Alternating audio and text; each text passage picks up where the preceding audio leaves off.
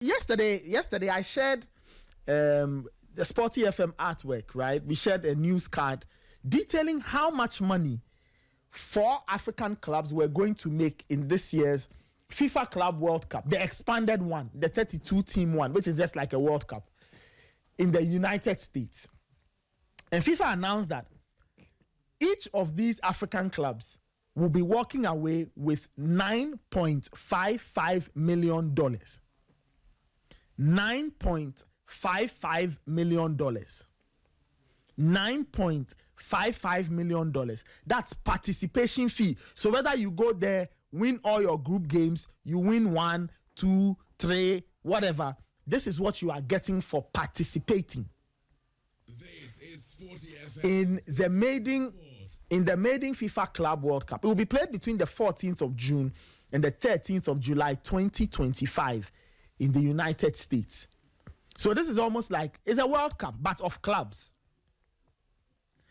Now, FIFA said the prize money is $1 billion. So they are sharing the prize money amongst the teams. The winners will earn a lot of money. But I'm talking about the $9.55 million that 4 African clubs are each going to get. Right? Who are these clubs? El Ahly of Egypt. Esperance of Tunisia. Mamelodi Sundowns of South Africa. And Wydad Athletic Club of Morocco. They are each going to get $9.55 million as participation fees. So when I saw this story, I started to ask myself that.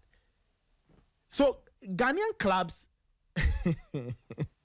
what are we also doing to ensure that one day, when FIFA is handing out $20 million in participation fees, Ghanaian clubs can also get some and use it to turn their stories around? Now, if you know the criteria behind these clubs participating in the Club World Cup, it's an aggregation of performances from previous years in their respective continental competitions. So, for example, Chelsea and Manchester City are there because in the last few years, they've done well in the Champions League, right? Man City won it very recently. Real Madrid, there we know, they've been winning the Champions League for years, so they will be there. Clubs like Wydad, Sundowns, El Ahly, and Esperance are there because consistently they are getting to the latter parts of the competition, which is the CAF Champions League. El Ahly, we know they've won a lot of times. Sundowns won not too long ago. And you have Esperance and Wydad also doing the same.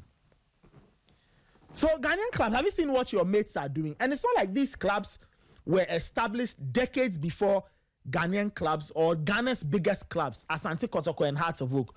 These clubs are not older than Hearts of Oak and Asante Kotoko by a wide margin. Kotoko was set up in 1935. El Ahly was created in 1907. Right? So about 28 years. Wydad, 1919. Esperance, somewhere thereabouts. Sundowns is the youngest of this club. Sundowns was set up in 1970. Right? They used to be part of a larger, I think, Super Sports, and then they broke away, blah, blah, blah. And then they formed Sundowns in part of South Africa called Mamelodi. So that's where it started. So Sundowns is not a very old club. But if you look at how much work these clubs have put in, how much they've succeeded,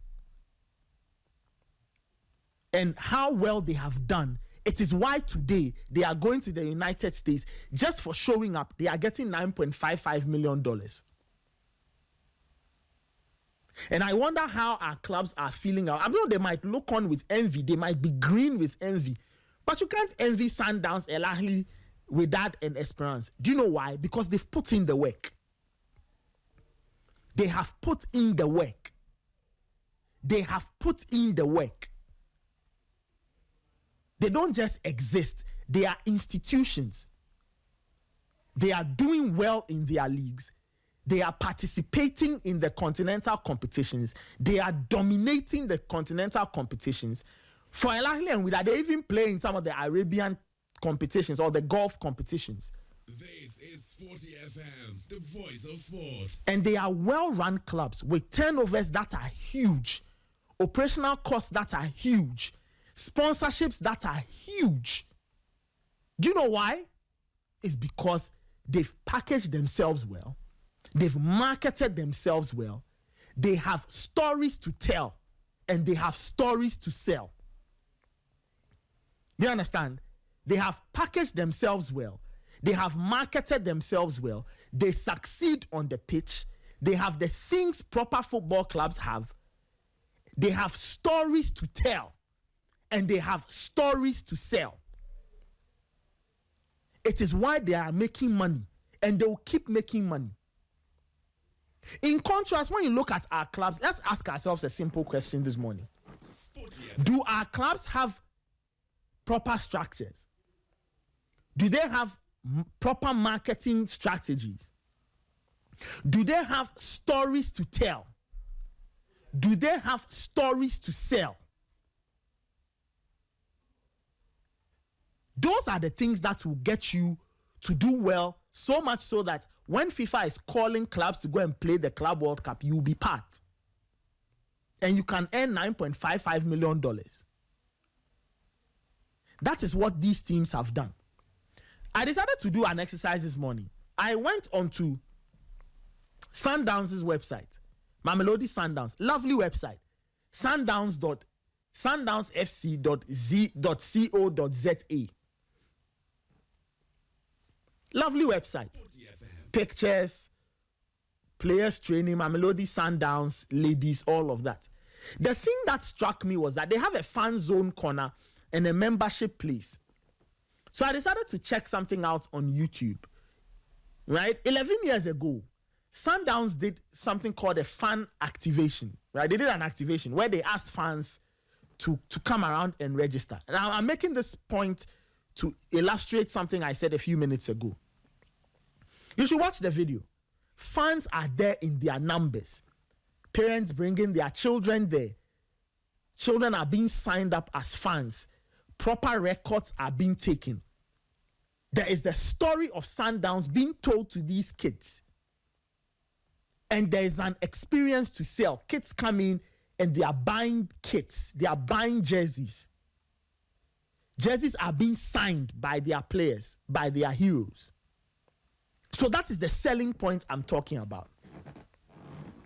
So if I bring that to Ghana, let us ask ourselves, do our clubs have stories to tell?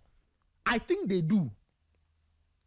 But are they selling those stories? No, they are not selling the stories.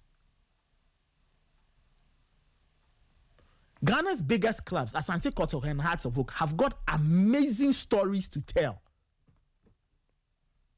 But they are not selling those stories. Right? They are not selling those stories. Hearts of Oak and Kotoko have got amazing stories.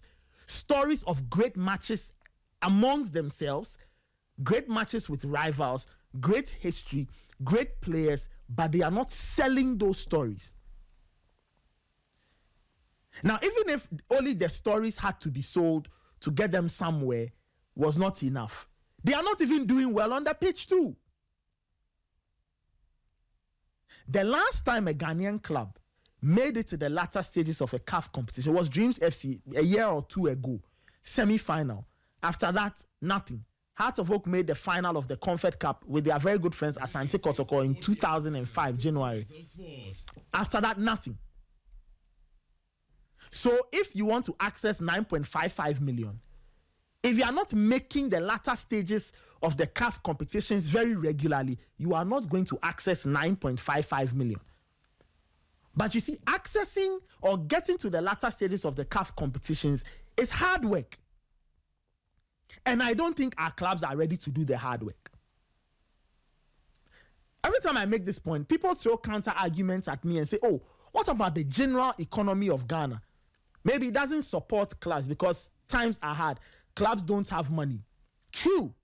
But my counter argument is this, that if clubs can package themselves well, they can market themselves well, they can tell their stories and sell their stories, somebody somewhere with a pot of money will jump in, throw money into the club and turn the club story around.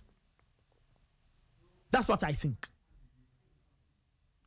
In 2004, Patrice Motsepe, who had made a lot of money from mining, looked at Sundowns and felt that he could take Sundowns somewhere. 12 years after he bought Sundowns or so, Sundowns were mixing it up with the big boys. Let's not forget, Sundowns at a point took on Medeama Sporting Club in the CAF Comfort Cup. They've moved on. They've left Medeama behind. They are now mixing it up with the big boys in Africa, consistently playing in the Champions League and in the Comfort Cup, getting to the highest points of the competition. And now they are going to the US to go and play with the biggest boys on earth and walk away with $9.55 million at least. So you see, Ghanaian clubs, it's not magic. Don't sit down and not do anything and expect that the next time FIFA calls clubs to go and play the Club World Cup, they'll call you. They will not call you. Because you have nothing to give the world. You have nothing to give the world. Ghanaian club websites, you open the website, information is not even up to date. Clubs don't even have websites. You go to watch games, no proper branding. Clubs are not even selling and telling their own stories. Clubs, though, they are not telling their own stories. Accra Hearts of Oak had Benjamin Asare in the national team. What noise have they made about it? What noise have they made about it? Medeama Sporting Club, they have a player in the national team, Nations. What noise have they made about it? What are they doing to sell their own stories? What are they doing to package themselves so that somebody somewhere would be happy to pump money into this? But no. Clubs have amazing stories and they are not telling. The biggest clubs in Ghana, Asante Kotoko and Hearts of Oak. Let's ask them. Do they have, say, things like museums? Do they have places where they've kept all the big things they've won? For a child who's 10, 15, 18, 20, and the person wants to learn about Asante Kotoko, where can they go to hear the story of Asante Kotoko? To be imbibed and to be baptized into Asante Kotoko or Hearts of Oak? Hearts of Oak have an amazing story from the year 2000. A story that says that if you count clubs to have done a treble in their own geographical zone and in their own geographical competition, Hearts of Oak are one of them. For those who didn't know, in the year 2000, Hearts of Oak did a treble. They won the league, they won the cup, and won the CAF Champions League, and went on to win the Super Cup. How many clubs in the world have done it? You can count on one hand. Hearts of Oak are part of that number. But are they selling those stories? Nobody knows. Today, I wonder if Hearts of Oak have their own tapes of that epic game they played against Esperance at the Accra Sports Stadium 25 years ago. Do they? Do Asante Kotoko have tapes of some of the most epic matches they've played? Today, if we ask Asante Kotoko, can you give us a goal compilation of 20 of the club's greatest goals? Will they get the tapes? Will they? These are the stories I'm talking about. Every day when I wake up, my Man United app, they'll give a notification. Oh, there's no league game, so relive the top 20 goals scored by Cristiano Ronaldo, or the top 20 volleys scored by Man United players. The Monday after Bruno Fernandes scored that free kick against Arsenal, the next morning, Man United's YouTube channel, the top 20 free kicks scored by Manchester United players in the Premier. Those are the stories. Those are the things that will excite fans. And if there's somebody somewhere who has money, says, these people know how to sell their story, let me pump in money. It is the investment and the seriousness and the marketing and branding and the on-field success, that is what will lead you to go and access $9.55 million when FIFA puts the Club World Cup together. So Ghanaian clubs, I'm sure you are looking at Sundowns or Esperance and El Ahly and Wydad, and you are saying that, hey, there's cash. It is true, there's cash. But if you don't do your things well, if you do not compete on the continent well, if you do not get to the quarters and semis and finals of the Comfort Cup and the CAF Champions League, you will not access 9.55 million. Maybe the next time Ghanaian clubs go on a good run, that prize money would have increased to like 15. But it will be the North Africans, it will be Sundowns, it will be Wydad, it will be El Ahly, it will be Raja. These same clubs are the ones who get there, and they don't get there because of luck. They get there because of hard work on and off the pitch. On and off the pitch. On and off the pitch. It's not about owning a stadium, because not a lot of them own their own grounds anyway. SportyFM. But it is about putting in the hard work. The hard work. The hard work. The hard work of putting a football club together, structuring it properly, getting good players, making money, right? Drawing fans to you. All from three things: the on-pitch performance, two things actually, the on-pitch performance and the marketing. The marketing of your stories. Which stories do you have to sell? Which stories do you have to tell? Go to South Africa. Before the Soweto Derby is played between Kaizer Chiefs and Orlando Pirates, you should watch how it is treated. It is top tier stuff. It is big ticket stuff. Build-ups are amazing. SportyFM, the voice of sport. The interviews are flowing. The adverts are wonderful. They create an atmosphere. The game may not be great, but you see, there's a story to tell, and they have sold you a story. So you want to watch the Soweto Derby. That is what I'm talking about. It is these little things, the branding, marketing, making money, proper investment, and doing well on the pitch. These elements are the things that will come together. That will get you $9.55 million when FIFA is handing out money at the Club World Cup. So Ghanaian clubs, I hope that when you see all this money that Sundowns, El Ahly, Esperance, and Wydad are going to make in the US, I hope it inspires a reawakening of your thinking, of your way of doing things, so that in a few years from now, you also go and get 10 million or 12 million or 15 million. Because in the Ghanaian context, if you are given 9.55 million, it will change your life. House of Oak and Asante Kotoko, if you get 9.55 million, it will change your life. But because collectively we have not been able to do the right things, such money is passing us by.